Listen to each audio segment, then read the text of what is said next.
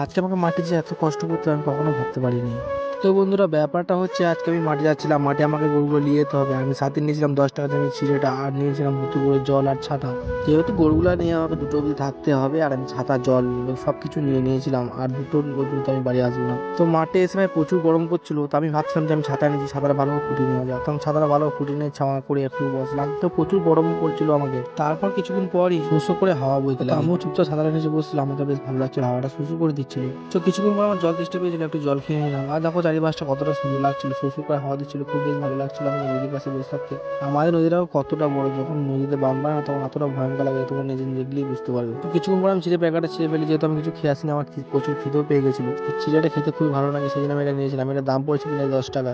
তো আমাকে চিড়েটা খেতে বেশ ভালোই লাগছিল। তারপর আমি চিড়েটা খেয়ে নিলাম, আর বোতলে করে খানিক জল চলে এসে জলটা আমি খেয়ে নিলাম। তারপরে আমি ভাবলাম একটু বিশ্রাম করা যাক।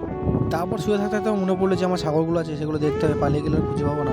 তো এই দিকটা এসে দেখলাম হ্যাঁ ছাগলগুলো চড়ছিল। এখন তোমরা রোদের অবস্থা থেকে বুঝতেই পেরে গেছো কটা বাজছে। তো বন্ধুরা প্রায় 2টো বেজে গেছিলো, এবার আমি বাড়ি যাবো। তো আজকে ব্লগটা এই পর্যন্তই, দেখা হচ্ছে নেক্সট ব্লগে।